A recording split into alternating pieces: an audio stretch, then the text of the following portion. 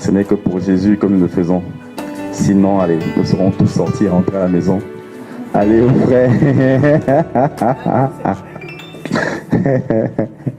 Alléluia. Que Dieu soit loué. Nous allons juste très rapidement, bien aimé, partager un point sur l'un des signes de la fin des temps. Alléluia. L'un des signes de la fin des temps.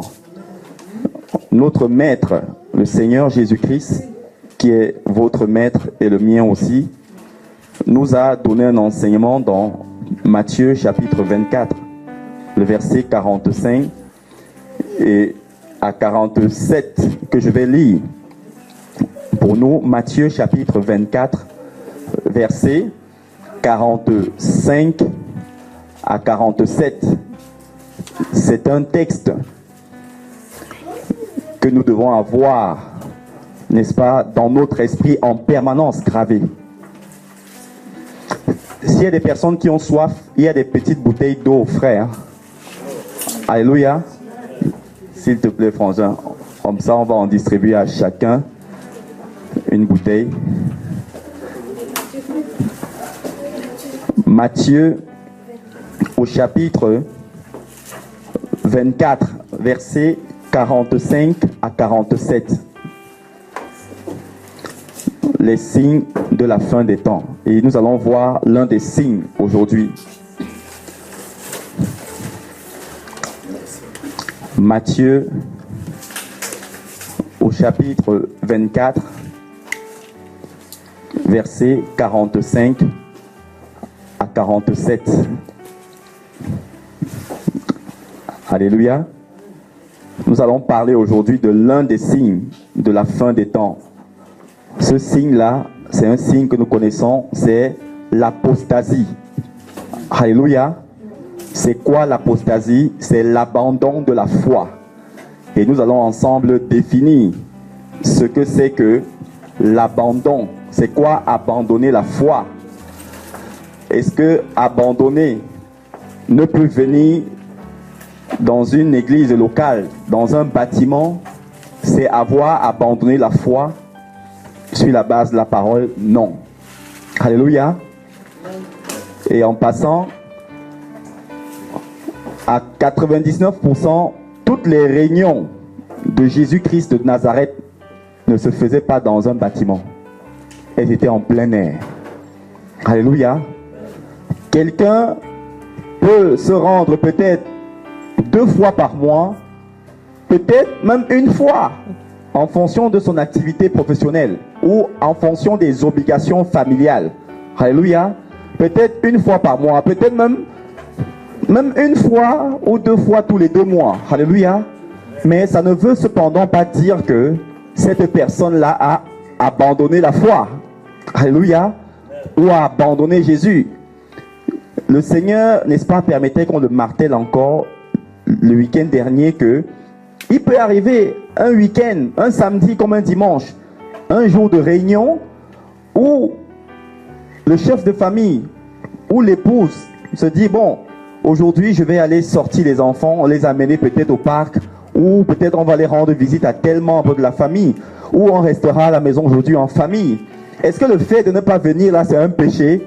Non. Alléluia. On n'a pas appelé cette personne-là pour lui dire que tu étais où? Alléluia. Non. Le Seigneur, c'est chacun qui vit sa relation avec le Seigneur dans son cœur. Et la personne n'a aucun compte à rendre à un homme. Alléluia. C'est ça. Le Seigneur préfère encore que nous l'ayons avec lui. Alléluia. En permanence.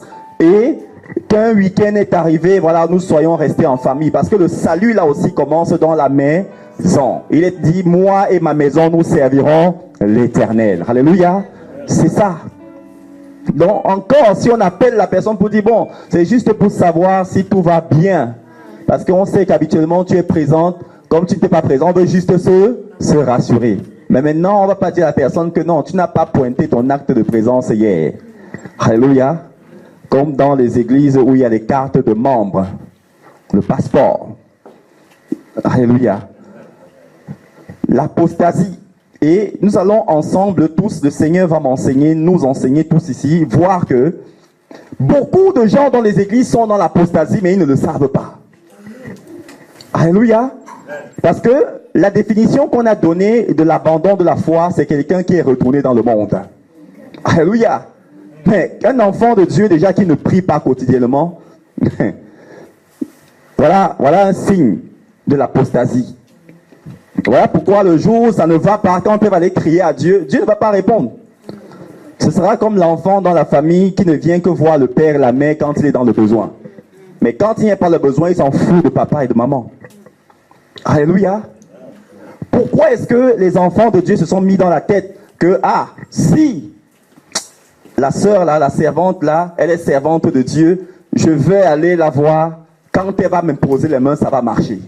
Parce que je vois que lorsqu'elle impose la main, la personne tombe. Alléluia. Mais on se dit que parce que c'est elle, ça va marcher. Voilà l'apostasie. Pourquoi c'est l'apostasie? Parce que la personne a été mal enseignée ou ignore que la volonté de Dieu, c'est qu'elle aussi soit comme cette sœur-là qui est servante de Dieu. Alléluia. Et ça, c'est les mauvais enseignements qu'on nous a fait avaler depuis longtemps. De rester, on lira la Bible pour nous. Alléluia. Ce sont les mauvais enseignements. Et malheureusement, voilà, nous étions naïfs. Amen. Et nous allons voir que ce signe-là, qui est l'un des signes de la fin des temps, est un signe sur lequel le Maître, le Créateur, notre Seigneur, tous ici, Jésus, a mis fortement le doigt dessus. Alléluia. Allons-y d'abord dans Matthieu chapitre 24, versets 45 à 47. La Bible dit: quel est donc le serviteur fidèle et prudent? Voilà deux principales caractéristiques d'un enfant de Dieu. La fidélité, comme notre sœur partageait dans son exhortation, la fidélité ne se voit pas seulement dans le sens du mariage, mais comme elle a dit, même aussi dans le sens d'une relation. Alléluia. La fidélité. Il y a des personnes, lorsqu'elles ont été bénies par Dieu matériellement, parce que voilà encore une mauvaise interprétation de la bénédiction, parce que la sœur est venue, elle a ramené un 4x4 pimpant, brillant, Dieu l'a béni. Maintenant, la sœur là qui n'a pas de 4x4 aussi, elle n'est pas bénie. Alléluia. C'est relatif. Voilà. Malheureusement, c'est le mauvais fondement. Alléluia. Tous les enfants de Dieu doivent être fidèles et prudents. Voilà pourquoi il a dit que soyez prudents comme des serpents. Quand on arrive à capturer un serpent, c'est difficile de capturer un serpent. Alléluia. Même quand il sort en plein soleil là pour un petit peu se réchauffer, il est très prudent. Quel est le serviteur fidèle et prudent que son maître, le maître là ici c'est le Seigneur Jésus, c'est Dieu lui-même, a établi sur ces gens pour leur donner la nourriture au temps convenable? Voilà les choses que nous, enfants de Dieu, on n'a pas compris. Mais les païens ont compris que le matin, c'est le petit déjeuner. À midi, c'est le déjeuner. Dans l'après-midi, c'est le goûter. Alléluia. Et le soir, c'est le dîner. Mais nous, matin, on mange semoule. À midi, on mange la semoule. Après-midi, la semoule. Le soir, la semoule. Même allégé avec une salade un peu dans la soirée. Non, ça, c'est une nourriture qui n'est pas familière à mon organisme. Alléluia. Or, le Seigneur dit ici, quel est le serviteur fidèle et prudent que le maître? Ça veut dire que Jésus sait lui-même ces principes-là. À chaque temps correspond une nourriture. Mais malheureusement aujourd'hui, Beaucoup de gens en ont fait des spécialités en ce qui concerne l'œuvre de Dieu. Il y a des gens qui sont spécialisés juste à prêcher la bénédiction. Comme les restaurants chinois, le restaurant japonais, le restaurant indien, le restaurant africain. Alléluia. Mais est-ce que le temps, déjà, est-ce que la parole de Dieu a demandé un jour d'enseigner sur la délivrance ou sur la bénédiction? Non. Alléluia. Parce que la parole de Dieu est complète. Alléluia. Il envoya sa parole et les guérit. Vous connaîtrez la vérité et la vérité vous affranchira. La parole de Dieu est complète. Dans la parole de Dieu, il y a tous les ingrédients. Nous, on la reçoit, on l'accepte et elle se charge par ces ingrédients de tout faire en nous. Alléluia. Le Père dit, ah bien-aimé, le Seigneur nous en supplie, bien moi le premier, de ne pas nous regarder petits. Il y a du talent en nous. Dieu a mis une partie de lui en nous. Alléluia. Nous ne sommes pas à la merci d'un pasteur. Nous sommes entre les mains du Seigneur. Et aucun homme ne peut commander notre vie si nous ne lui autorisons. Lorsque quelqu'un va chez le marabout, pourquoi le marabout a la main sur lui et le diable derrière? Parce que la personne elle-même est allée livrer sa vie entre les mains du marabout en lui donnant les confidences de sa vie. Alléluia. Mais qui a les confidences de ma vie, de nos vies? La personne à qui nous donnons les confidences de nos vies, cette personne-là nous tient. Alléluia.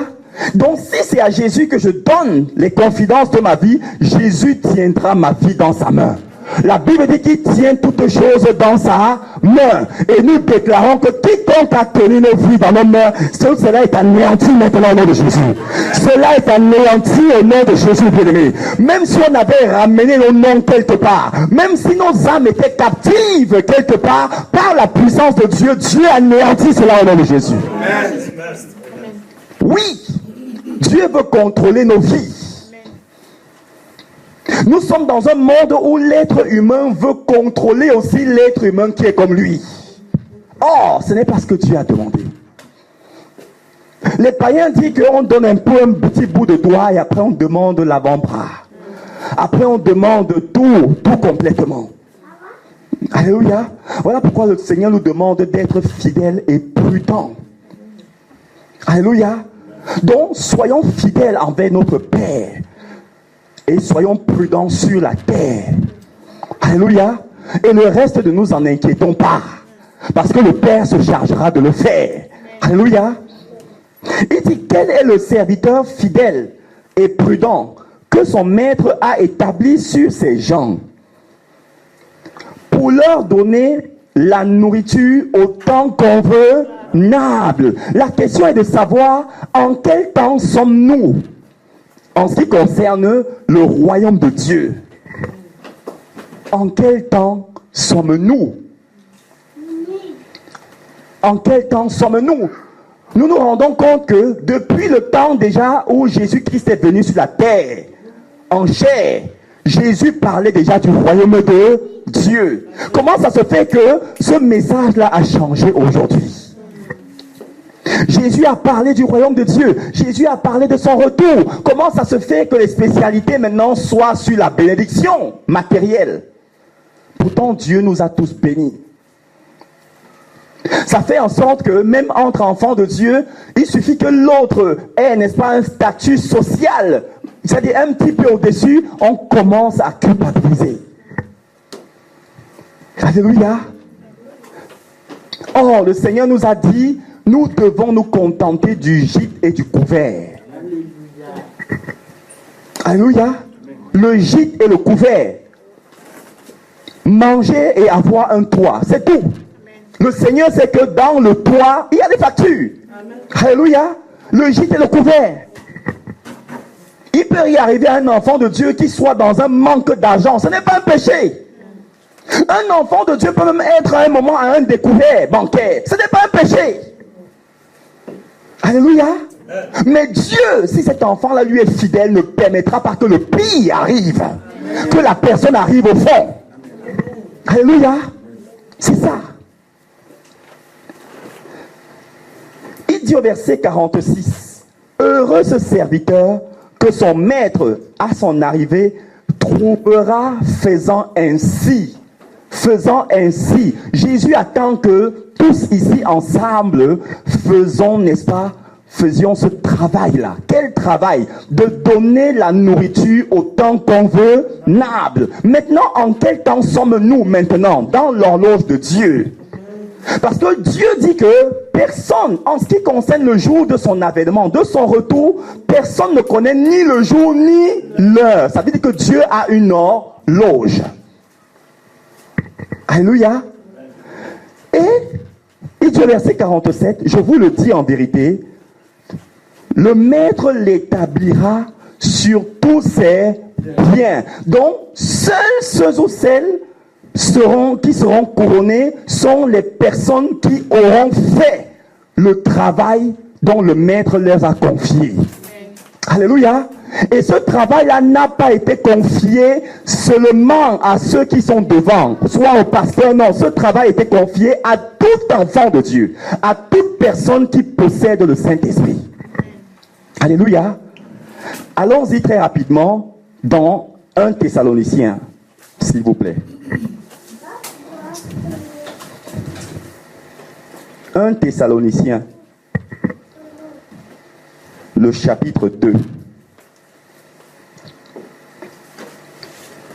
L'apostasie, qui est l'un des signes principaux de la fin des temps. 1 Thessaloniciens, chapitre 2. Ah, mes amis, nous sommes déjà bénis en Jésus. Amen. Nous sommes bénis en Jésus. Nous soyons juste fidèles à Jésus. Que les temps soient meilleurs, soyons fidèles en Jésus. Que les temps soient mauvais, soyons toujours fidèles à Jésus. Amen. 1 Thessaloniciens, chapitre 2, versets 1 à 3. Je lis pour nous au nom de Jésus. 2 Thessaloniciens, autant pour moi. C'est pas 1. Prière de bien vouloir m'excuser. C'est 2 Thessaloniciens, chapitre 1. 2 Thessaloniciens, chapitre 1. Chapitre 2, pardon. 2 Thessaloniciens, chapitre 2. 2 Thessaloniciens, chapitre 2, versets 1 à 3. La Bible dit, c'est l'apôtre Paul qui parle. Il dit aux enfants de Dieu, il dit ceci. Pour ce qui concerne l'avènement, c'est-à-dire le retour de notre Seigneur Jésus-Christ et notre réunion avec lui. Alléluia. Donc, Jésus, quand il viendra nous enlever, l'enlèvement, nous aurons une réunion avec Jésus au ciel. Alléluia. Cette réunion-là, c'est le mariage, les noces de l'agneau. Ce sera une fête entre une femme et son mari. L'épouse que nous sommes, l'église, et notre époux qui est Jésus. Alléluia. Ça va se célébrer. Tout a déjà été préparé au ciel. Tous les couverts, toutes les chaises, toutes les tables ont déjà été préparés. Tous les vêtements ont déjà été confectionnés par des anges. Voilà pourquoi il a dit dans Jean 14 que il y a beaucoup de demeures dans la maison de mon Père. Si ce n'était pas le cas, je vous aurais dit. Tout est préparé, mes amis. Bien avant même que Jésus vienne mourir sur la croix. Il dit, pour ce qui concerne le retour ou l'avènement de notre Seigneur Jésus-Christ et notre réunion avec lui, nous vous prions. Paul est en train de nous dire, c'est que tout enfant de Dieu doit avoir ce truc-là dans son esprit en permanence. Cette information-là. Il dit, nous vous prions, frères ou sœurs, de ne pas vous laisser facilement ébranler dans votre bon sens. Et de ne pas vous laisser troubler, soit par quelques inspirations, soit par une parole, ou par une lettre qui semblerait venir de nous, comme si le jour du Seigneur était déjà là. Qu'est-ce que Paul est en train de dire ici? Paul est en train de dire ici que avant le retour du Seigneur, on vous enseignera, ramènera beaucoup de messages qui n'ont rien à voir avec le retour du Seigneur. Il dit, ne vous laissez pas troubler, ne vous laissez pas troubler par quelles que soient les inspirations. Il dit, verset 3, est-ce que nous pouvons lire ensemble le verset 3, s'il vous plaît? 1, 2 et 3. Que personne ne vous séduise d'aucune manière, car il faut que l'apostasie soit arrivée auparavant et qu'on ait vu paraître l'homme impie, le fils de la perdition. Donc, Paul est en train de nous donner une information importante ici. Paul est en train de dire que l'un des principaux signes qui précédera le retour du Seigneur Jésus, c'est l'apostasie. Il dit bien au verset 3, que personne ne vous séduise d'aucune manière, car il faut que l'apostasie soit arrivée. Et qu'est-ce qu'il nous a dit au verset 1? Au verset 1, il nous a dit que pour ce qui concerne l'avènement de notre Seigneur Jésus, donc avant que le retour, l'avènement de Jésus arrive, il faut d'abord que l'apostasie arrive. Alléluia. Et ça peut nous choquer. Plus de 90% de gens qui fréquentent les églises sont dans l'apostasie. Allons-y dans Matthieu chapitre 24, s'il vous plaît. Matthieu au chapitre 24. Les enfants de Dieu vivent au jour le jour maintenant. Donc, je vais travailler aujourd'hui, j'ai mes affaires, je rentre, je mange, je dors et je me réveille demain. Parce que je dois aller travailler. Ils ne pensent pas qu'en novembre là, pendant le sommeil, la trompette peut sonner. Les 6 trompettes ont déjà sonné. Qui a entendu la 6e trompette ici? Personne. Et ce sera pareil pour la 7e trompette. Uniquement les vrais enfants de Dieu vont l'entendre sonner. Et ils vont être assomptés vers le ciel. Et tous les êtres humains verront le ciel ouvert avec Jésus en suspension dans les airs. Mais ils n'auront pas entendu la trompette. Ils vont juste voir les gens qui montent, qui sont en train de monter. Et ils regardent. Tout, ça dit que le ciel est ouvert. Jean dit dans l'Apocalypse, et je vis une porte ouverte dans le ciel. La porte elle est là, mais elle est fermée. Mais lorsqu'elle va s'ouvrir, tout le monde entier le verra. Mais cependant, ce n'est pas tout ce monde entier là qui montera. Merci. Alléluia. Matthieu chapitre 24. S'il vous plaît.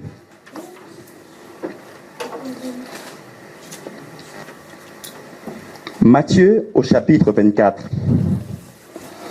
La Bible dit, à partir du verset 1, ceci. Jésus était entré dans le temple de Jérusalem, qui était le 2e temple. Et à la sortie de ce temple-là, Jésus va faire une déclaration terrible qui vont perturber ses 12 disciples. Et quelle était cette déclaration? Jésus, quand il va sortir du temple de Jérusalem, Jésus va dire à ses 12 disciples que, regardez ce temple-ci là, je sais que vous-même mes disciples, vous admirez ce temple-là. Beaucoup de gens viennent, c'est comme la cathédrale de Chartres. Les gens admirent, les gens viennent faire des photos. C'est comme la tour Eiffel. C'est comme tous ces monuments mondiaux là. Alléluia. Et Jésus leur disait que regardez ce bâtiment. C'est vrai, il est beau aux yeux des hommes. Mais Jésus va leur dire qu'il ne restera ici pierre sur pierre qui ne soit détruit. Donc en d'autres termes, Jésus les annonçait que ce beau temple là devait être détruit. Ils n'ont pas compris. C'était la première information. Et la deuxième information, dans ce message, Jésus était en train de leur dire que le temple maintenant, ce n'est plus le bâtiment, c'est vous les enfants de Dieu. Alléluia. Voilà pourquoi il a dit à la femme samaritaine, ce n'est plus à Jérusalem, là où il y avait le temple là, on ira m'adorer, mais ni même si la montagne en Samarie, mais ce sera partout, même aux toilettes, quel que soit l'endroit, on peut adorer Jésus. Alléluia. Jésus va dire ceci. Verset 1, Matthieu 24. Comme Jésus s'en allait aux sorties du temple, ses disciples s'approchèrent pour lui en faire remarquer les constructions. Les disciples lui dit, mais regarde comment le temple est beau. Verset 2. Jésus va leur répondre, mais il leur dit, regardez, où voyez-vous tout cela? Je vous le dis en vérité, il il ne restera pas ici pierre sur pierre qui ne soit renversée. Verset 3. Quand Jésus va leur dire ça à la sortie du temple, Jésus va aller à la montagne pour s'asseoir. Et ils vont suivre Jésus. La Bible dit au verset 3. Il s'assit, Jésus, sur la montagne des Oliviers. Et les disciples vinrent en particulier parce qu'ils ont été troublés. Quand le maître leur a dit que, regardez, ce temple-ci là va être rempli, il va être détruit. Ils vont se dire, mais le beau, le vestige, c'est comme la tour Eiffel, il y a un attentat un jour et la tour Eiffel est détruite. Ça, ce sera quelque chose qui... Il y a des gens qui vont mourir juste à avoir appris l'information là. Le symbole de la France, de Paris. Il s'assit, verset 3, sur la montagne des Oliviers. Et les disciples vinrent en particulier lui poser cette question. Dis-nous, tu viens de lâcher quelque chose là qui est pertinent. Dis-nous, verset 3, quand cela arrivera-t-il? Le temple là, quand est-ce qu'il va être renversé, détruit? Dis-nous quand cela arrivera-t-il? Et quel sera quoi? De quoi? Et Paul nous a lâché une réponse là dans 2 Thessaloniciens. Que en ce qui concerne le signe de l'avènement du Seigneur, il va falloir que qu'est-ce qui arrive d'abord? L'apostasie. Et eux, les disciples, ayant entendu quelque chose de terrible sur le temple, eux au moins ils étaient spirituels. Ils ont compris que si le temple s'il doit être détruit un jour, ça veut dire que ce sera, il y a quelque chose derrière. Et ils vont venir vers Jésus poser une question alors, pour dire, si tu as lâché ce truc-là, dis-nous alors quel sera le signe, quand est-ce que la chose-là arrivera, et quel sera quoi? Le signe de ton avènement et le signe de la fin du monde. Pourquoi, mes amis, les enfants de Dieu cherchent à ramasser tout dans le monde? Est-ce que nous sommes arrivés dans le monde le jour où on sortait du ventre avec quelque chose? Jésus nous dit, n'aimez point le monde. Il dit, amassez-vous des trésors dans les cieux, là où il n'y a pas la teigne et la rouille. Mais ne vous amassez pas des trésors sur la terre. Ça n'a rien à voir avec le fait de ne pas travailler. Alléluia. Jésus veut qu'on travaille. Maintenant, si quelqu'un ne travaille pas, ça ne veut pas dire qu'il est maudit. Alléluia. Celui qui ne travaille pas ne doit pas aller voler. Et Jésus, il vient de poser la question à Jésus au verset 3. Dis-nous, quand cela arrivera-t-il? C'est-à-dire, dis-nous quand est-ce que le temple là va être renversé, détruit. Et le temple est détruit, ça fait 2000 ans. Jésus est mort, il est ressuscité, et quand il a été assompté, il est retourné au ciel, ça n'a pas traîné. Même pas 2 ans. Le deuxième temple a été détruit.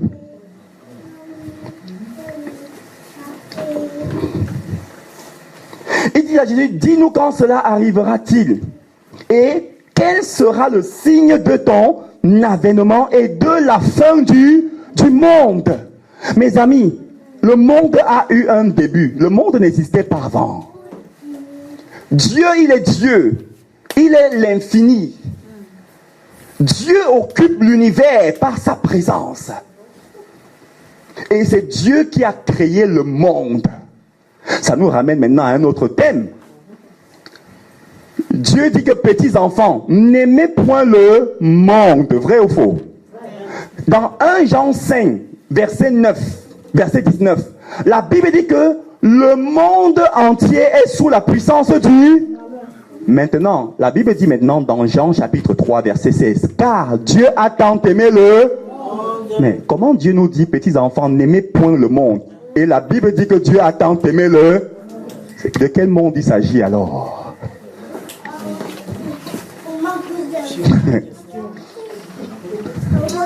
De quel monde s'agit-il donc? Comment Dieu peut nous dire, nous ses enfants, petits enfants, n'aimez point le monde? Et il nous dit, le même Dieu là, dans 1 Jean chapitre 5, le verset 19, que le monde là, il est sous la puissance du malin, de Satan. Et maintenant, le même apôtre Jean, qui nous dit dans Jean chapitre 3, verset 16, que Dieu a tant aimé le monde. Mais comment Dieu peut aimer le monde et il nous demande de ne pas aimer le... Il y a un problème là, non? Vrai ou faux? Ça veut dire que ce n'est pas le même monde. De quel monde Dieu, par la bouche de Jean, nous parle dans Jean 3,16, quand il dit que Dieu a tant aimé le monde qu'il a envoyé son fils Jésus. De quel monde? C'est le monde de Genèse 1:1. Le premier verset de la Bible. Au commencement, Dieu créa les cieux et la terre. Les choses ont commencé à se gâter à partir du verset 2. Donc, Dieu a aimé quel monde? C'est le monde qui était parfait. Alléluia. C'est le monde qui était parfait. Le monde de Genèse chapitre 1, le verset 1. Pas à partir du verset 2.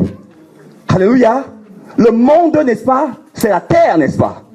Maintenant, l'être humain a été créé de la poussière de la terre. Vrai ou faux? Donc, nous, de la même manière que le monde contient la terre, nous, l'être humain, son corps, c'est la terre. Ça veut dire que ce monde-là, de Genèse 1:1 là, qui est le monde parfait, ça symbolise Adam avant la chute. Alléluia. Ça veut dire donc quoi? Pourquoi est-ce qu'il a envoyé son fils? C'est parce que Dieu, lui, quand il regarde le monde avant le désordre qui est arrivé après par le péché d'Adam. Alléluia. Donc, il veut sauver nos âmes. Bien que nous soyons dans le péché, Dieu ne regarde pas au péché là, mais il regarde avant le péché. Voilà pourquoi il a envoyé Jésus, afin que nous sortions du péché. Mais regardons comment les enfants de Dieu demeurent dans la pratique du péché. Alléluia. Il dit, Jésus, quand ils vont dire à Jésus, montre-nous dis-nous quand cela arrivera, dans le verset 3 de Matthieu 24. Et quel sera le signe de ton avènement? Le monde a eu un commencement et le monde aussi aura une fin. Parce que, de la même manière que la Bible dit dans 1 Jean 5, 19, que le monde entier est sous la puissance du malin, la Bible dit aussi maintenant, le même apôtre Jean, dit encore maintenant dans l'Apocalypse que le temps arrive où le royaume du monde, qui est actuellement entre les mains de Satan, sera remis au Fils, au Maître lui-même, Jésus. Alléluia. Pour l'instant, c'est entre les mains de ça. Voilà pourquoi quiconque fait allégeance à Satan, Satan lui donne tout ce qu'il veut, en échange de son âme. Alléluia. Restons ici, là, maintenant. On a une inspiration. Chacun commence on tape sur les tables. Il y a une cadence, une rythmique. Une sœur ou un frère inspiré commence à mettre une parole sur la cadence, là. Mes amis, on va voir un producteur. Même si ce truc-là n'avait pas de sens, mais un producteur d'une grande maison, à cause de la renommée de la maison, là, ils vont investir. Et on va sortir au top 1 en France. Je ne sais pas si on comprend. Mais ce sera en échange d'un deal. Voilà ce qui se passe. Voilà pourquoi du jour au lendemain, partout dans le monde, parlons de la France, où quelqu'un, un jeune garçon, une jeune fille, un monsieur ou une dame qu'on n'avait jamais entendu, jamais vu, on voit un album qui apparaît et ça remplit les bacs. Je ne sais pas si on comprend. Celui qui ne veut pas signer le deal, il ne vendra même pas, je ne sais pas, même 10 000 disques.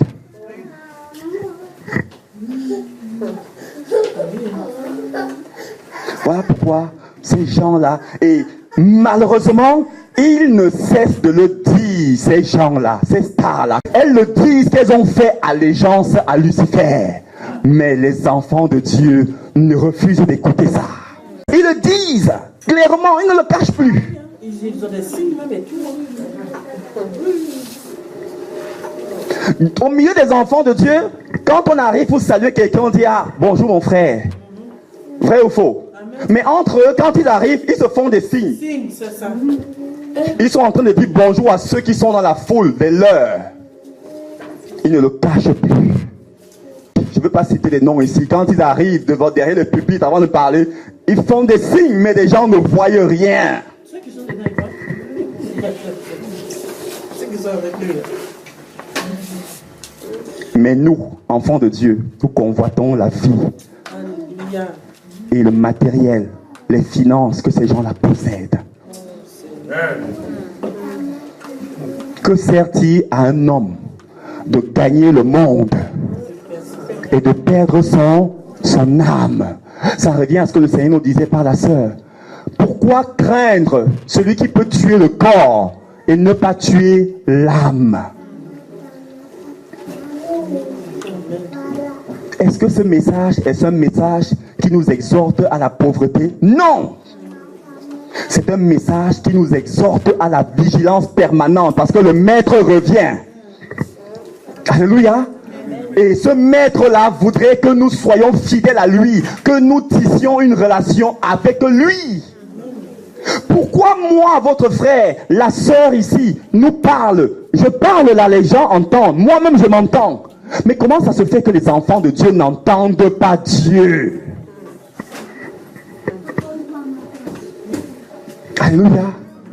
À chaque fois, j'avais toujours été fasciné que quelqu'un vienne me donner un message de la part de Dieu. Je dis, mais comment est-ce que tu as entendu quand Dieu te parlait?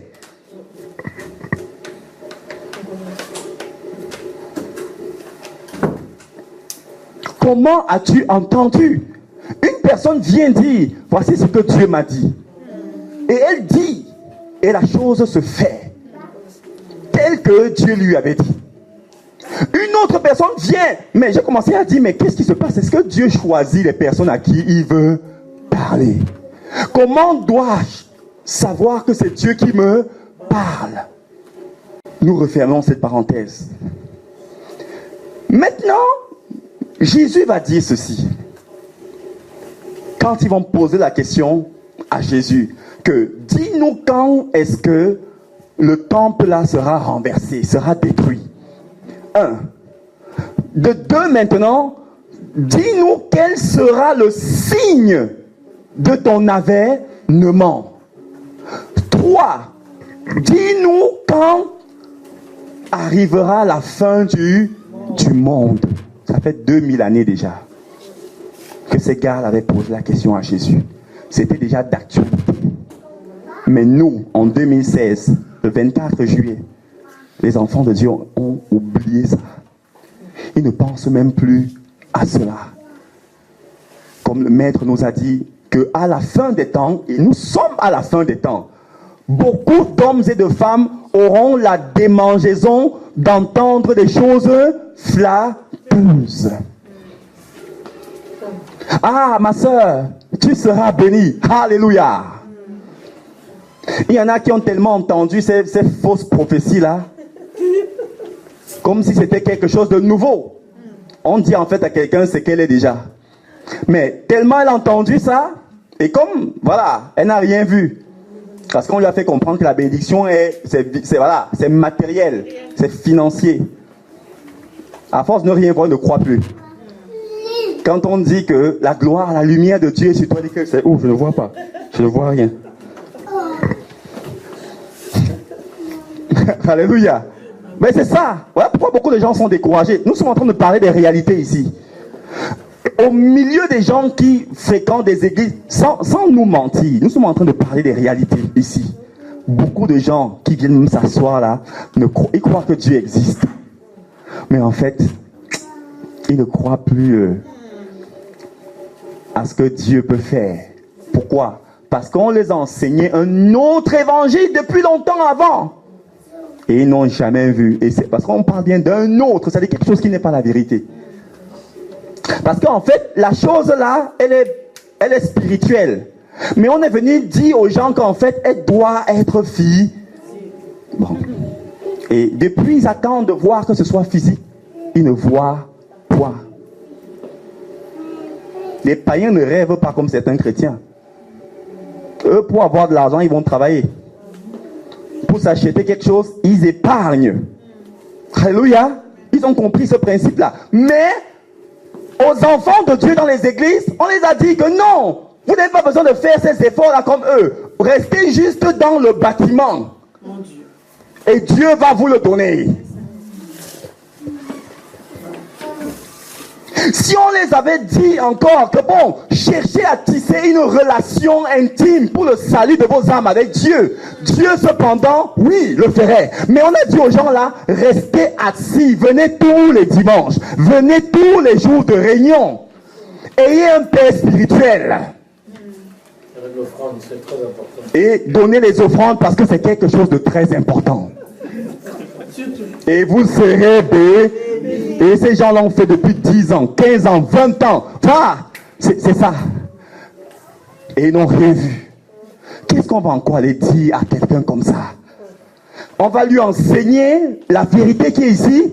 Pourtant, elle est dans le bâtiment depuis longtemps. Et ce sera quelque chose de nouveau pour elle. Pourtant, la chose est dans la Bible. Alléluia. Oh, mes amis. Le Père voudrait que nous sortions de ces filets-là. Le Seigneur dit, au verset 12 de ce même chapitre 24, on va finir sur ces deux derniers versets-là que nous allons lire. La Bible dit, verset 12, ils vont dire à Jésus, dis-nous quand est-ce que le signe de la destruction du temple arrivera. Dis-nous quand sera le signe de ton avènement et dis-nous quand sera la fin du monde. Et Jésus va leur répondre au verset 12 en disant ceci.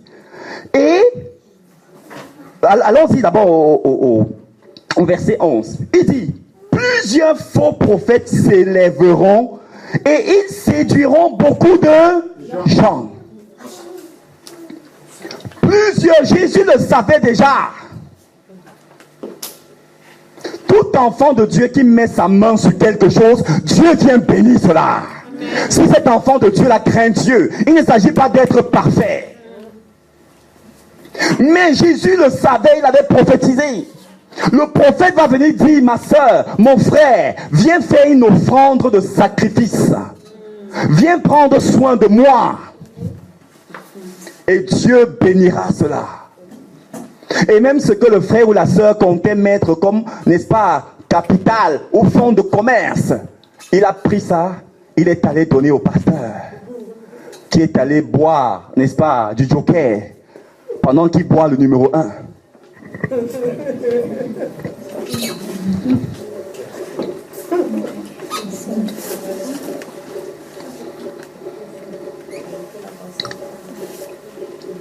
Alléluia. Pendant qu'il boit, voilà, des trucs de marque, nous on va prendre, voilà, le premier prix, marque magasin. Et le frère attend, il attend, mais rien ne se passe. Voilà ça, voilà ça. Plusieurs faux prophètes s'élèveront et ils séduiront beaucoup de gens. Et qu'est-ce que ça va créer comme conséquence? La réponse est au verset 12. Il dit, et parce que l'iniquité se sera accrue, l'amour du plus grand nombre fera quoi? Voilà ça, l'apostasie, le découragement. À force d'avoir entendu des flatteries, tu seras comme ça, comme ça, comme ça. La personne, voilà. Mais l'amour, de quel amour ici? C'est l'amour de Dieu qui était en elle là. Se refroidira. Mais il dit quoi au verset 13? Mais celui ou celle qui persévérera jusqu'à la fin sera comment? Donc il y aura une fin. Comme il y a eu un début. Oh bien-aimés, nous sommes déjà bénis. Ce qui est nécessaire pour nous-mêmes, qui doit être fait, Jésus veut le faire pour nous. Mais est-ce que nous lui sommes fidèles? Prenons l'exemple, moi-même à la maison, si le petit enfant là ne m'écoute pas, et il vient seulement lorsqu'il est dans le besoin, je ne lui donnerai rien, je ne lui donnerai rien. Est-ce que nous sommes d'accord? Un enfant qui n'écoute pas son parent ou ses parents, mais qui ne vient vers ses parents que lorsqu'il est dans le besoin. C'est pour le cas de 99% de ceux qui fréquentent les églises. Je ne veux pas parler d'enfants de Dieu parce qu'un enfant de Dieu n'est pas comme ça. Voilà pourquoi nous utilisons l'expression de ceux qui fréquentent les églises. Donc, à cause de ces faux prophètes, de ce mauvais évangile-là, ça nous a amené à comprendre ce qui n'est pas vrai, que Dieu est un menteur, que Dieu ne fait plus rien. Et voilà pourquoi ça nous amène, n'est-ce pas, à cet amour-là de Dieu qui refroidit. Et qu'est-ce qui se passe? On commence à opter pour les autres alternatives. Et on a vu ça dans le message de dimanche, de samedi dernier, l'enseignement. Après la mort, que se passe-t-il? Le premier texte de ce support disait qu'à ce moment-là, dans les autres alternatives, là, ça nous conduit sous la terre. Et le Père nous disait, même à l'instant où nous sommes là, il fait chaud. Après, nous allons rentrer à la maison désaltérés. Nous avons même cette grâce-là. Il y aura un rafraîchissement après aujourd'hui. Mais soyons conscients que là où nous sommes là, il est 17h35. Il y a des gens là en dessous de nous qui sont dans du feu. C'est la réalité. Nous sommes assis là. Il fait chaud, mais ça n'a rien à voir. En dessous de nous, à cet instant-ci, il y a des gens qui crient. Si Dieu ouvre juste nos oreilles pour entendre, c'est terrible. Voilà une réalité à laquelle nous ne croyons pas. Alléluia. Nous allons arrêter dessus. L'apostasie. C'est quoi de nos jours l'apostasie? C'est lorsque je crois que si cette sœur-là prie pour moi, ça va marcher que ma prière. Voilà l'apostasie.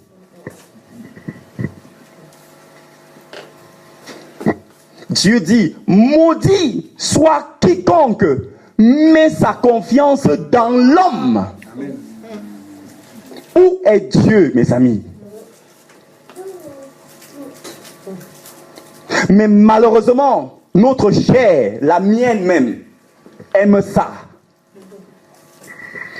Un pasteur vient et me dit, viens, je vais te montrer comment on arrive au ciel, comment on tape la porte de Dieu. On aime des choses qui font frémir notre chair.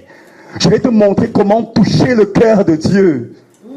Mais, et moi alors, je suis un enfant de Dieu ou je ne suis pas un enfant de Dieu?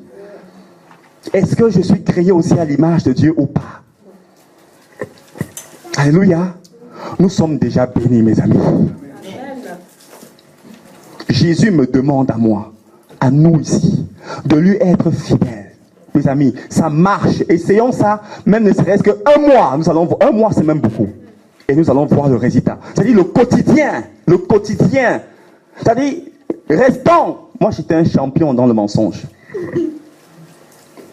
Restons seulement, ne serait-ce qu'un jour sans faire la chose. C'est-à-dire que ce dont nous avons du mal, et demandons à Dieu de nous aider. Et nous allons voir le changement. Le diable nous fait croire qu'il est impossible de s'en sortir de là. La volonté de Dieu n'est pas que nous puissions être, l'opium, le bas peuple. Non, c'est pas ça. Mais travaillons pour le salut de nos âmes. Alléluia. Je crois que tous qui sommes ici présents recherchons vraiment Dieu. Je le crois fermement, personnellement. Tous ici qui sommes là, je crois que nous cherchons réellement Dieu. Et bien aimé, le Seigneur nous en supplie de continuer comme ça. Alléluia. Je ne peux pas, en tant que frère, nous mentir. Alléluia. Restons juste intègres, mes amis. Mais quelle que soit la situation, Jésus ne permettra jamais qu'on connaisse le fond. Soyons juste sérieux avec Dieu. Il ne s'agit pas d'être fidèle à des réunions, mais sérieux avec Dieu. Voilà la clé. Ça ne demande pas d'avoir lu toute la Bible. C'est faux. Mais comme le frère nous disait la part du Seigneur, de la même manière que nos ventres, en d'autres termes, notre corps humain a besoin d'être nourri, notre esprit a besoin d'être nourri. Et par quoi est nourri l'esprit? C'est la parole de Dieu. Josué 1, versets 7 et 8. Que ce livre ne s'éloigne point de ta bouche. Médite le jour et nuit. Pourquoi? Parce que tu dois agir en fonction de ce qui est écrit là-dedans. En fait, voilà là notre problème. Jésus voudrait que lorsque survienne, quelle que soit la chose, quelle que soit la situation, quel que soit le dossier, que nous nous posions la question que bon, si c'était Dieu, comment il devait faire? Voilà pourquoi il nous demande de lire. En fait, c'est pas pour lui, mais c'est pour nous. C'est comme au travail, on a un cahier de consignes. En cas de ceci, appliquez telle consigne. C'est ça. Alléluia. Que Dieu nous bénisse abondamment au nom de Jésus.